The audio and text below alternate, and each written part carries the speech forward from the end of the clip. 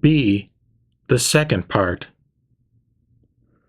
Saradvatiputra said, "Unthinkably majestic, O Lord, is this Manjushri. And why? For whatsoever may inspire him, all that inspires him as something unthinkable."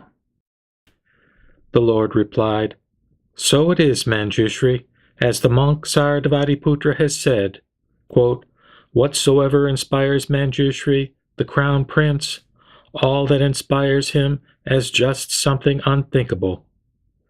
Manjushri said, "But, O Lord, it is not really the unthinkable that does inspire. There would have to be something thinkable if the unthinkable were to inspire. But what is not thinkable that is not anything? Each word, O Lord, is unthinkable, but unthinkability is neither a word nor a no word, nor can a non-word be pointed out." The Lord asked, "Do you then, Manjushri, enter into the unthinkable concentration?" Manjushri replied, "No, indeed, O Lord, I do not enter into the unthinkable concentration. And why? Because, O Lord, just I am the unthinkable concentration. I would enter into the unthinkable concentration if I were thinkable. Quote, concentration, inconceivably unthinkable is that. How then can I enter into an unthinkable concentration? Moreover, O Lord, there occurred to me formerly, when I was a beginner, the idea that, quote, one should enter into the unthinkable concentration. But, O Lord, now I no longer form with regard to that idea that, quote, I may enter into the unthinkable concentration. Just as a teacher of archery has formerly, when he trained himself on the stage of a beginner, had the idea, quote, may I hit the cow's tethering posts? But when he has become so accomplished that he can split a hair, then the idea no longer arises in him, quote, how can I hit the cow's tethering posts? Because he is well trained in his ability to split a hair. But when he plans to split a hair, then he splits it just without any effort. Just so in the past, O Lord, I had the idea that, quote, I may enter into the unthinkable concentration. Once having entered into this concentration, I just dwell in it, and it no longer occurs to me that, quote, one should dwell in this concentration. And why? Whenever I dwell in that concentration, then I always am one who has just a concept of this foremost concentration. Sariputra asked, but Manjushri, the crown prince, does not, O Lord, rely on this when he dwells in the unthinkable concentration. Is there again, O Lord, some other concentration which is more peaceful than the unthinkable concentration? Manjushri said, how do you, Sariputra, know that, quote, this unthinkable concentration is peaceful? And as to your question whether, quote, there is some other concentration than this unthinkable concentration, if, venerable sir, this unthinkable concentration could exist, then one might indeed be able to apprehend some other concentration more powerful than it. Sariputra said, but, Manjushri, this unthinkable concentration does not exist, is not apprehended. Manjushri said, Venerable Sariputra, it is because this concentration is unthinkable that it does not exist and is not apprehended. Nevertheless, Venerable Sariputra, not anyone is not a recipient of the unthinkable concentration, but all beings are recipients of the unthinkable concentration. The Lord said, well said, Manjushri, you who expound all these such-like deep stations. For you are one who has performed his duties under the jinas of the past, who has for long led a holy life in the baseless. Does it then occur to you, Manjushri, that, having stood in the perfection of wisdom, one has spoken thus? Manjushri replied, if it occurred to me, O Lord, that, quote, having stood in the perfection of wisdom, one has spoken thus, then it would also occur to me that having stood in a basis, one has spoken thus. Having stood in the notion of a self, one has spoken thus, etc., up to having stood in the notion of an existent one, has spoken thus. Therefore, I do not think that, quote, having stood in the perfection of wisdom, one has spoken thus. And why? If I had a standing place in the perfection of wisdom, or a non-standing place, there would be no perfect wisdom. But on the contrary, O Lord, a standing in the self is a standing in perfect wisdom, a standing which is in fact a non-standing, a non-arising, an impossibility, a not coming into being. When one stands thus, one has an unthinkable standing place, a standing place for not any Dharma. In that way is that standing place an unthinkable standing place, a standing place in the perfection of wisdom. Perfect wisdom, O Lord, that is the same as the non-production of all dharmas. What is called perfect wisdom is a term for the unthinkable element, and the unthinkable element is the non-production element, and that again is the dharma element, and that again is the element in which there are no ideas which persist by force of habit, and again that is the unthinkable element. The unthinkable element in its turn is the element of self, and that is the element of the perfection of wisdom. It is thus that the element of perfect wisdom and the element of self are not two nor divided. Therefore, this is the unthinkable element. Whereby it is the unthinkable element, thereby it is the non-production element. Whereby it is the non-production element, thereby it is the dharma element. Whereby it is the dharma element, thereby it is the element in which there are no ideas which persist by force of habit. Whereby it is the element in which there are no ideas which persist by force of habit, thereby it is the unthinkable element. Whereby it is the unthinkable element, thereby it is the element of self. Whereby it is the element of self, thereby it is the element of perfect wisdom. Whereby it is the element of perfect wisdom, thereby one does not gain full knowledge. One who does not gain full knowledge, he does not exist. What does not exist, that is not destroyed. What is not destroyed, that is unthinkable. It is thus that the element of the Tathagata and the element of self are not two nor divided. As to what the Lord has said, i.e., quote, the development of self is the development of perfect wisdom, why that? Perfect wisdom, O Lord, of the element of not-self, is that a synonym? And why? One who would, O Lord, cognize the element of non-self, he would cognize non-attachment. He who would cognize non-attachment, he would not cognize any dharma. And why?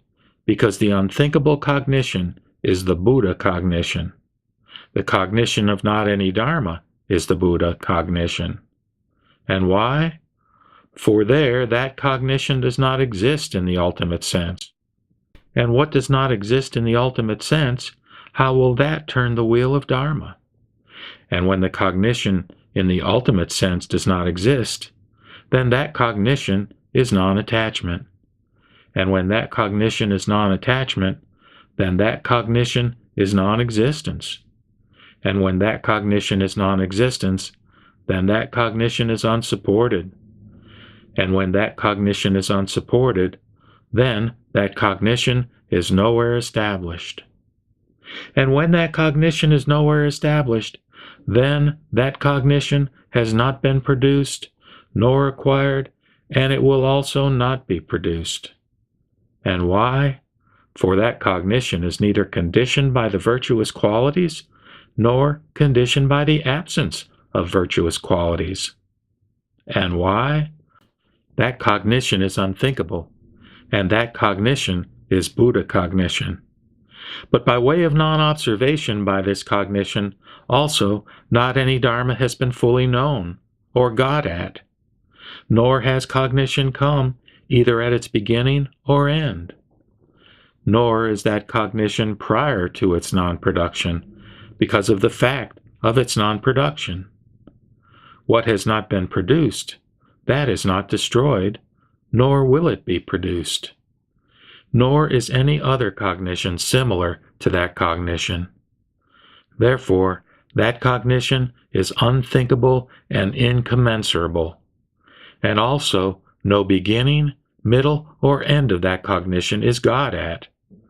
Nor is that cognition the same as space. Nor can one get at anything that is equal to that cognition or unequal to it. Therefore, that cognition equals the unequaled. Nor is any other cognition got at which resembles this cognition. Therefore, this cognition does not resemble anything. The Lord then asked, "And does this cognition, Manjushri, stand up to any test when threatened with disturbance by outside forces?" Manjushri replied, "Unmade is that cognition. Therefore, it stands up to any test. Just as it makes no sense to say of a karshap on a coin before it has been stamped that it is being tested for whether it consists of base metal or genuine gold, just so, O Lord, this cognition is unmade, not brought about, not generated, nor produced, not stopped, and therefore it stands up to any test." The Lord asked, "Who will believe when the exposition of the cognition of the Tathagata is thus expounded?" Manjushri said, "They will, O Lord, not be doomed to birth and death, nor are they doomed to parinirvana, set free. They are not shaken by their individuality, and yet their greed, hatred, and delusion are not extinct. And why? Because non-extinction does not get extinct, nor go to complete extinction. Not having transcended birth and death, they are reckoned among birth and death. Not lacking in the path, they do not produce a notion of the path. It is they who will understand the meaning of this teaching." The Lord said, well said, Manjushri. Your words are well spoken." Mahakasyapa said, "Will there be in a future period, O Lord, somewhere hearers of this deep Dharma Vinaya and of this deep perfect wisdom who will be more believing, more understanding, and more receptive?" The Lord replied, "The monks and nuns, the laymen and laywomen in just this assembly will be those who in a later period will be the hearers of this deep Dharma Vinaya and of this deep perfect wisdom, who will be more believing, more understanding, more receptive. A householder, Kasyapa, or the son of a householder, who had lost a jewel worth 100,000 would be sad, distressed, and sorry. When he had got it back, again he would be happy and joyful, and his mental activities would be freed from his obsession. Just so those monks and nuns, laymen and laywomen, who do not hear that this deep perfect wisdom is unborn, not produced, gone to nirvana in its essential original nature, etc., up to is non-existent, will think to themselves, quote, "How may we come to hear this deep perfect wisdom which is unborn, not produced, gone to nirvana in its essential original nature, etc., up to which is non-existent? And when, at a future time, they have heard it, they will become enraptured, happy, glad, and their mental activities are freed from their obsession. And they will say, quote, 'Today we have had a vision of the Tathagata. Today we have honored the Tathagata, because we have heard this deep, perfect wisdom, up to that it is unborn and unproduced, etc., to that it is non-existent. The gods of the 33 become enraptured and rejoice when they have seen the flowers of the shade-giving Kovidara tree open out their blossoms, because surely before long the shade-giving Kovidara tree will be in full bloom. Just so the monks and nuns, the laymen and laywomen, when they have heard this deep, perfect wisdom, as unborn, unproduced, etc., to as non-existent, will be enraptured and rejoice. And one must expect that they who are enraptured and rejoiced will, in a future period, through their just rapture and rejoicing, before long reach the blossoming out of everything, i.e., the blossoming out of the Buddha Dharmas. And this deep, perfect wisdom, etc., up to which is unborn, non-existent, not produced, will abide and proceed even after the passing away of the Tathagata. In the future period, it also should be cognized through the sustaining power of the Buddha, through the might of the Buddha. Therefore, then, Kasyapa, those who hear this deep, perfect wisdom up to which is unborn, non-existent, not produced, for them, this is not the first time that they have asked questions about it. Just as when a jeweler, on seeing a precious jewel, becomes enraptured, one can be sure that it is not for the first time that he has seen that precious jewel, and that in the past that jeweler has often seen this jewel.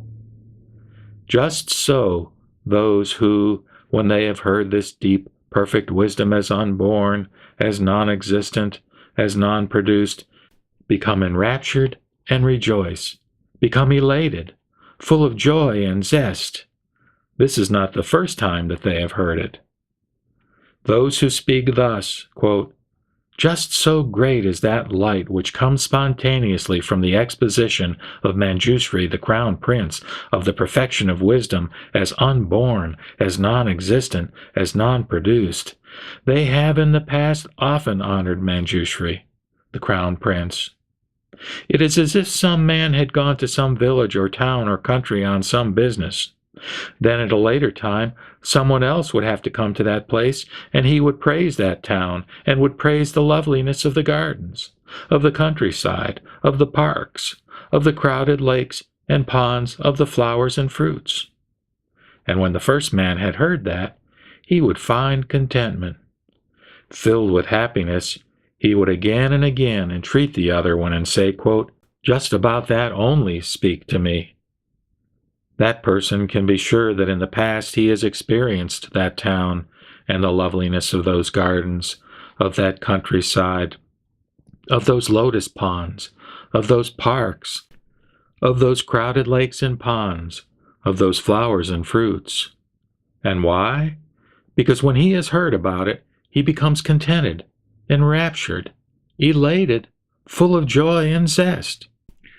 Just so with him who honors Manjushri, the crown prince, has repeatedly approached him, and, having heard from him the perfection of wisdom as unborn, non-existent, and non-production, feels a sublime zest and rejoicing, produces a sublime zest and rejoicing, and he will say, quote, just about that only do I want to hear, i.e., just my exposition of the perfection of wisdom as unborn, non-existent, non-produced. Mahakasyapa said, will those modes, tokens, and signs which the Lord has expounded be also those of the believing sons and daughters of good family who will be in a future period? The Lord replied, so it is, Kasyapa, as you say. These modes, tokens, and signs which I have just now expounded will be those of the believing sons and daughters of a good family who will be in the future.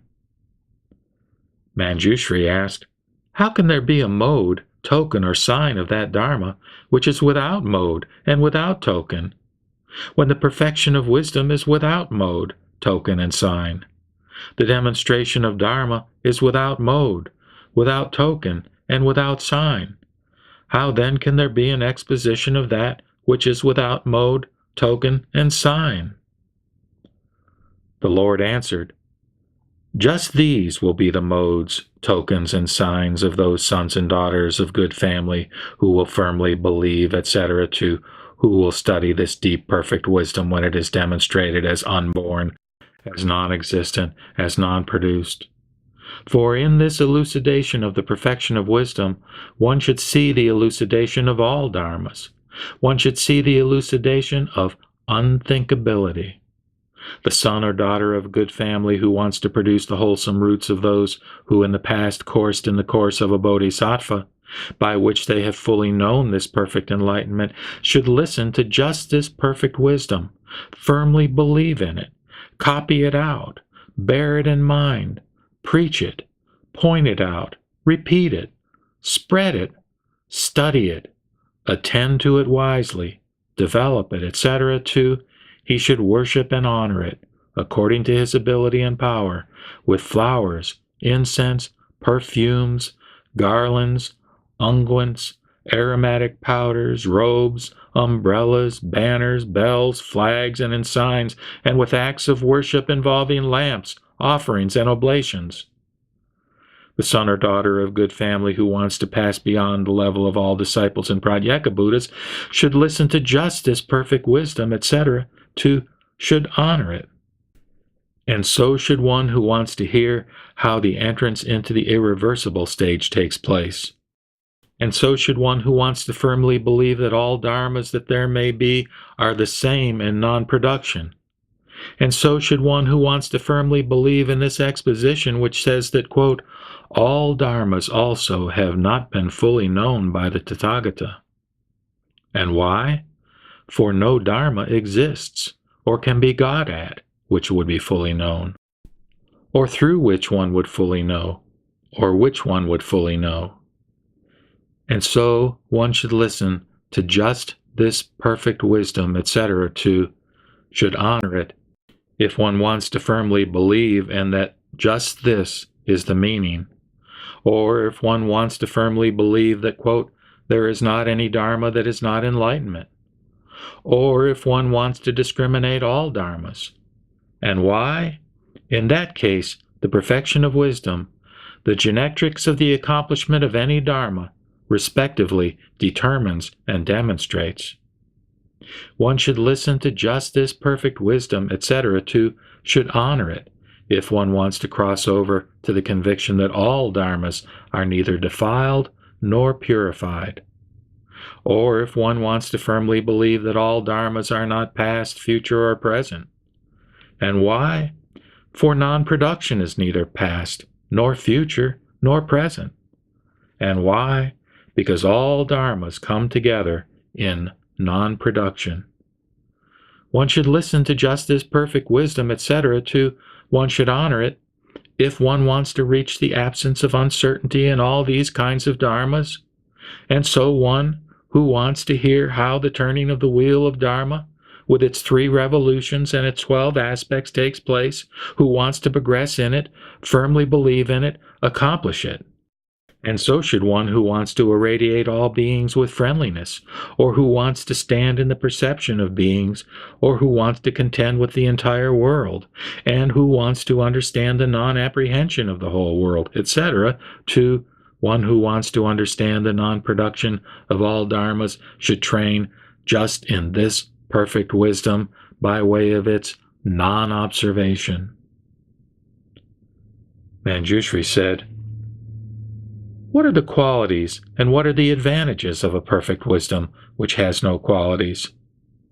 How can one speak of the qualities or advantages of a perfect wisdom which is incapable of doing anything, neither raises up nor destroys anything, neither accepts nor rejects any dharma, is powerless to act and not at all busy, if its own being cannot be cognized, if its own being cannot be seen, if it does not bestow any dharma and does not obstruct any dharma, if it brings about the non-separateness of all dharmas, does not exalt the single oneness of all dharmas, does not affect the separateness of all dharmas, if it is not made, not something to be done, inexhaustible, if it does not destroy anything, if it is not a donor of the dharmas of the common people, of the dharmas of the arhats, of the dharmas of the pratyeka Buddhas, of the dharmas of the bodhisattvas, and not even of the dharmas of the Buddhas, and also does not take them away,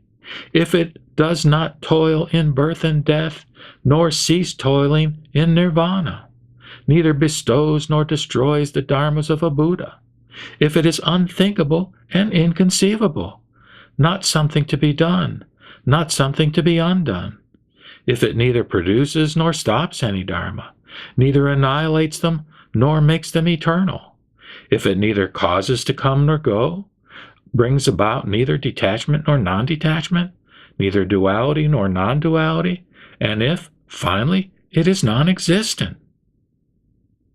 The Lord replied, "Just so, Manjushri, should one know the qualities of this perfect wisdom, up to its non-existence and its lack of power to act. But nevertheless, a bodhisattva, a great being, should train in just this perfection of wisdom in the manner of non-training, if he wants to train in and to accomplish that concentration of a bodhisattva which allows him to see all the Buddhas, the Lords, if he wants to see their Buddha fields and to know their names, and if he wants to perform the supreme worship of those Buddhas and Lords, and to firmly believe in and fathom their demonstration of Dharma." Manjushri then asked, "For what reason is this the perfection of wisdom?" The Lord replied, "It is called perfect wisdom because it is neither produced nor stopped, and it is so because it is calmly quiet from the very beginning, because there is no escape, because there is nothing to be done, and finally, because of its non-existence. For what is non-existence? That is the perfection of wisdom. For that reason, one should expect a development of the perfection of wisdom on the part of the bodhisattvas. And she is the range of the bodhisattvas, the great beings, the ranging in all dharmas. And coursing therein, a bodhisattva, a great being, is called one who is, quote, begotten in the range. Thus is that the range, i.e., a no range for those who belong to all the vehicles. And why? Because that range is not made. Therefore it is called a, quote, no range. Manjushri asked, "Coursing wherein will a bodhisattva, a great being, quickly know full enlightenment?" The Lord replied, "Coursing in the perfection of wisdom will a bodhisattva, a great being, quickly know full enlightenment. There is a concentration called, quote, one single array. When he courses in it, a bodhisattva, a great being, will quickly know full enlightenment." Manjushri asked, "How should a bodhisattva, a great being, enter on the concentration on one single array? For what reason is the concentration on one single array so called?" The Lord replied, "One single array. Of non-production is that a synonym. A son or daughter of good family who wants to enter on the concentration on one single array should first of all ask questions about the perfection of wisdom. After that, he will enter on the concentration on one single array. And why? Because non-production is immaterial, undisturbed, unshakable, unthinkable, beyond all reflection, inconceivable. A son or daughter of good family who wants to enter on the concentration on one single array must live apart, must become one who is not fond of company. He must sit down with his legs crossed without paying attention to any sign. But he should pay attention to the Tathagata and to all dharmas by way of non-observation. And when he pays attention to a Tathagata, he should grasp his name. And when he has heard that name and apprehended it, he should sit down facing the direction in which that Tathagata is. And when he pays attention just to that Tathagata, through the attention to him, All the past, future, and present Buddhas and Lords are attended to. And why? One single is this Tathagatahood. Just as one single Tathagata has immeasurable Buddha qualities and an immeasurable understanding, just so, when one has arrived at the concentration on one single array, from one single non-production, immeasurable spheres of discourses on Dharma must be expected, which proceed from it, and which have been taught by the Tathagatas, Arhats, fully enlightened ones. Just as many as have been kept in mind by Ananda, so many discourses on Dharma should be expected for him. And when he has accomplished this concentration on one single array, he would abide until the end of his lifespan, demonstrating Dharma together with its foundations. And if again it occurs to some of those who belong to the vehicle of the Bodhisattvas, quote, "Which of the many concentrations, then, is this concentration on one single array?"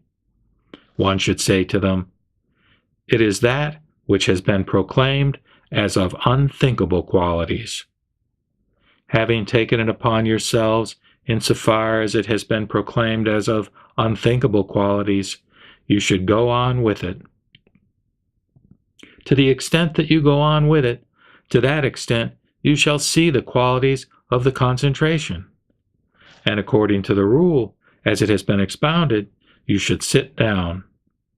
But that concentration cannot be accomplished by those who have a basis in view, who have an entity in view, up to who have an existent in view. It is as if someone had a priceless jewel, unpolished.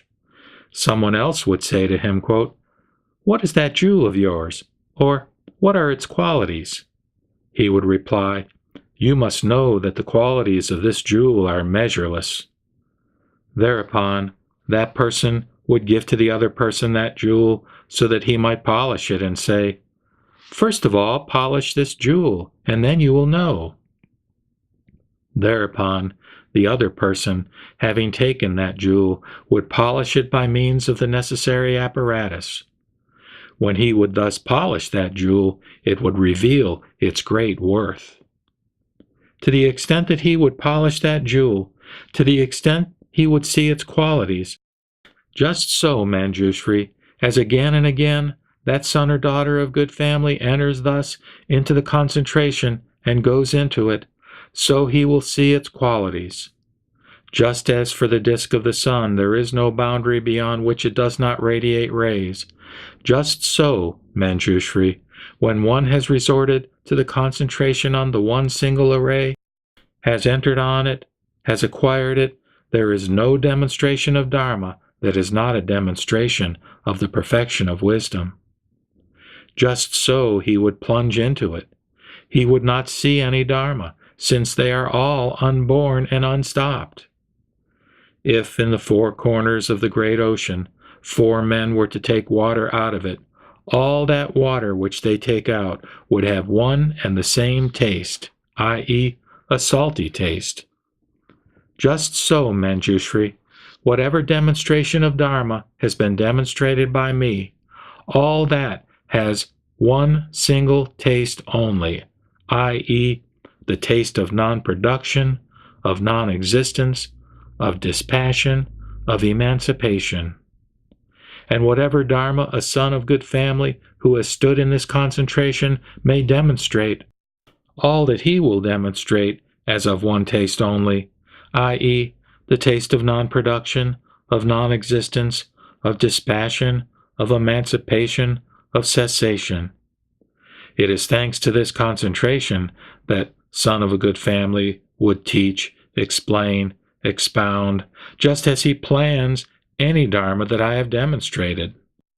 It is thus that son or daughter of good family, thanks to this concentration, will demonstrate all his demonstrations as referring to just the unborn, to the non-produced, to non-existence, by way of non-observation. Furthermore, thanks to this concentration of a bodhisattva, a great being, having quickly fulfilled the dharmas which act as wings to enlightenment, shall quickly know full enlightenment. Furthermore, To the extent that a bodhisattva, a great being, does not see the production of the element of self, etc., to the element of dharma, nor their stopping, or their single oneness, or their manifoldness, as he patiently accepts that, the bodhisattva, the great being, shall quickly know full enlightenment. Or when he does not reflect on full enlightenment, then that patience of that son of good family is also fit for the acquisition of the dharmas of a bodhisattva, of the dharmas of a Buddha, and he does not strive after enlightenment for the sake of Buddhahood. Of a son of good family who possesses that patience, I say that he will quickly know full enlightenment. When he firmly believes and is not cast down when he thinks that, quote, all dharmas are the dharmas of a Buddha, then I say of him that he is irreversible from full enlightenment. And that son or daughter of good family should be called not lacking in all the dharmas of a Buddha, if, when they have heard this exposition, they feel neither stupefaction nor hesitation. Manjushri asked, led on by which cause is full enlightenment? The Lord replied, not so, Manjushri. Full enlightenment has no cause, nor is it led on by a cause. And why? Because non-production and non-existence have no cause, and are not led on by a cause. And why? Because all dharmas are unborn. Therefore, then, Manjushri, if a son or daughter of good family, when they have heard this exposition, feel no despondency, also then I say of them that they are irreversible from full enlightenment. Therefore, then, Manjushri, the monks and nuns, the laymen and laywomen, who, when this deep perfect wisdom is being expounded, are not cast down, etc., to do not despond. They have gone to me for refuge. They have left the world for my sake. I am their teacher. A son or daughter of good family who has not trained in this deep, perfect wisdom does not train in the training of a bodhisattva. Just as any living beings, or seeds, or grasses, shrubs, herbs, and trees that may grow anywhere, all depend on the great earth, just so any wholesome dharmas that there may be on the part of bodhisattvas and great beings that undergo growth, growing up, and abundance, and that do not go back on full enlightenment, they are all upheld by the perfection of wisdom. Manjushri then asked, as to this exposition of perfect wisdom by the Lord, will there be of that exposition of the perfection of wisdom here in Jambudvipa, in the villages, towns, or countryside, any recipients, etc., to any expositors? The Lord replied, those who, when they have heard just this exposition of perfect wisdom just now, produce the vow, quote, may we hear just this exposition of the perfection of wisdom again after we have passed through this present birth. They will hear it, etc., too. They will develop it in extenso, through the fact of non-development. I do not call those endowed with weak, wholesome roots who will hear this deep, perfect wisdom, and, having heard it, will acquire a sublime zest and rejoicing. If there is somebody who wants to hear from you, Manjushri, this exposition of perfect wisdom, you should say to him, may you not, son of good family, feel despondency, or be devoid of faith when you have barely heard it. And why? For not of any dharma has the accomplishment been expounded, nor its production, destruction, or acquisition, be it the dharmas of the common people, of those in training, of the adepts, of Pratyeka Buddhas, or of Buddhas. Manjushri said, if some monk or nun, layman or laywoman, would say to me, what dharmic sermon has today come from the Tathagata? I would tell them, a sermon which does not obstruct any dharma. And why? because where there is no production, there can also be no obstruction. But it is not easy for any being to understand that sermon. And why? Because no being can here be apprehended. Furthermore, I would tell him, that demonstration of Dharma was called non-genesis. And why? Because all dharmas are the same as non-production. For just as in this sermon the dharmas of the common people are not destroyed by the dharmas of the arhats, just so no obtainment superior to that of the arhats is explained here. Furthermore, I would tell him, in this demonstration of Dharma, there is not anyone who has won parinirvana, who does win parinirvana, or who will win parinirvana. And why? Because a being can absolutely not be apprehended. Thus I would speak if I were asked. Furthermore, if one who wants to hear from me this deep perfect wisdom were to ask, quote, what conversation have you had with the Lord today?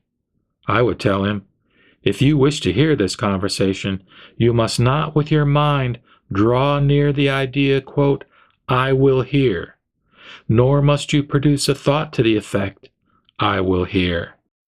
Having produced a wisdom which is like unto the wisdom of an illusory man, will you be capable of understanding this demonstration of Dharma. If you wish to hear this demonstration of Dharma, then you must stand like that. Just as one cannot see the footprints of a bird in the sky, so one cannot hear this demonstration of Dharma. If you wish to hear this demonstration of Dharma, then you must not make it into either a dual or a non-dual object. And why? For there is no proclamation of duality or non-duality. If you wish to hear this demonstration of Dharma, then you must not destroy the notion of self. You must not transcend the false views. You must not look for support in the Buddha Dharmas, nor must you shake off the Dharmas of the common people. If someone who wants to hear about perfect wisdom were to ask me, I would tell him that, instruct him thus, establish him thus. If that inquiring son or daughter of good family would just so stand and be inclined, then I would, when he has been established in this seal of insight, later on and subsequently demonstrate this deep perfection of wisdom as unborn, as non-existent, as non-production. The Lord replied, well said, Manjushri, well taught is this speech of yours. And furthermore, you might say to that son or daughter of good family that someone who wants to see the Tathagata should develop just this perfection of wisdom by way of its non-existence. A son or daughter of good family should train in just this perfection of wisdom if they want to honor the Tathagata, and that by way of non-observation. If they want to acknowledge that the Tathagata is their teacher, and that by way of not turning toward him. Or if they want to accomplish the skill in all concentrations by way of their non-existence. And why? Because everything is unconditioned, unproduced, and non-existent, up to the cognition of the all-knowing, which is endowed with the best of all modes. One should train in just this perfection of wisdom if one wants to conform to the conviction that, quote, all dharmas can escape. There is no dharma that cannot escape. And that by way of their non-existence. In fact, all dharmas cannot escape, and there is no dharma that can escape. And why? Because of the non-production of all dharmas. One should train in just this perfection of wisdom if one wants to understand this, and also the fact that this is by way of their non-existence. And so, if one wants to remain undismayed by the thought that all beings course toward their enlightenment, that there is no dharma that does not course toward enlightenment, and that this is so by way of the non-existence of dharmas. And why? All dharmas are the same as enlightenment, and as all dharmas are the same as enlightenment, so is enlightenment. And as enlightenment, so are all beings, and as all beings, so is the coursing. Because it does not exist, is all coursing a non-coursing, and that is enlightenment. And what is enlightenment? That is non-production, and it has not come forth.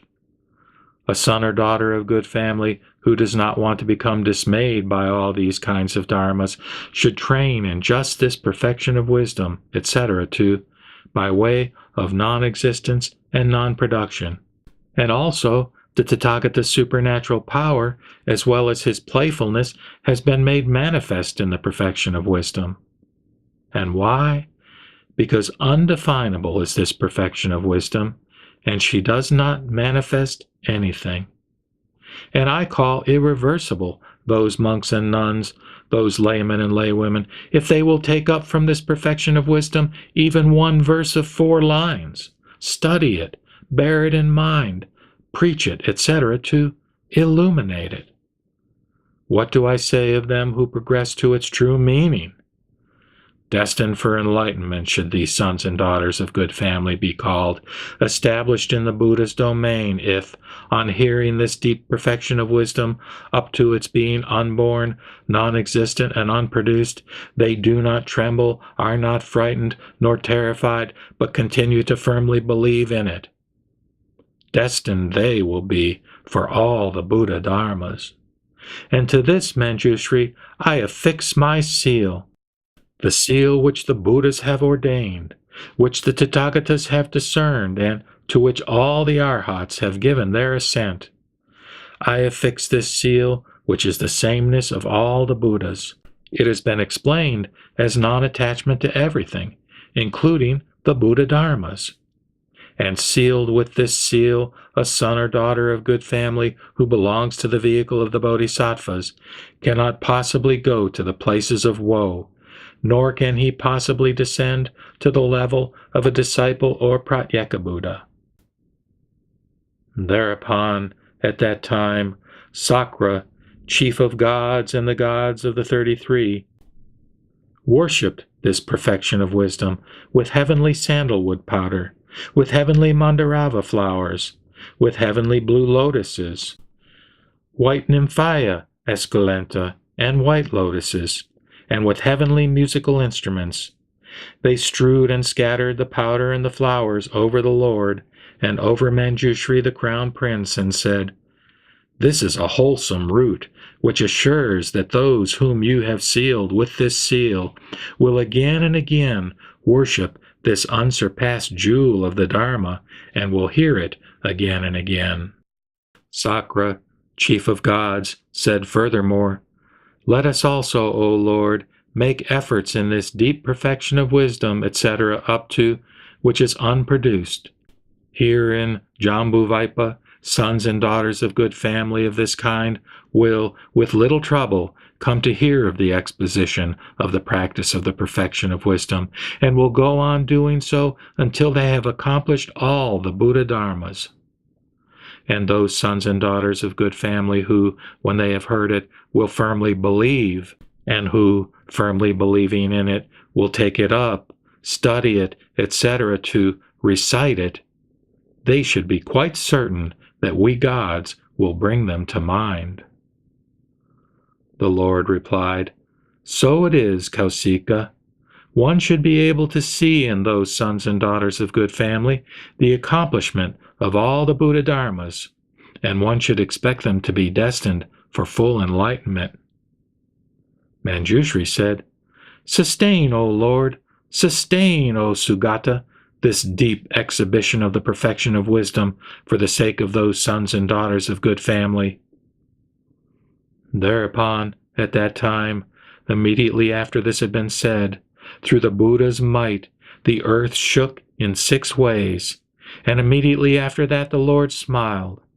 Thereupon the great trilokasm was irradiated by a great light, because the Tathagata was miraculously sustaining this exposition of the perfection of wisdom. Manjushri said, "These, O Lord, are the symptoms of the Tathagata sustaining this exposition of the perfection of wisdom." The Lord replied, "So it is, Manjushri. These signs show that this exposition of the perfection of wisdom is being sustained by me. Through these symptoms should one know that sustained is this exposition of the perfection of wisdom, and all those should be known as sealed with this seal who do not revile or sanction any dharma. And why? Because without basis would be either the reviling or the sanctioning. Therefore, I have affixed this seal for the sake of those who have been sealed with it, because they will neither demonstrate nor discriminate any dharma. And why? In the ultimate sense, all dharmas are unproduced. Thus spoke the Lord.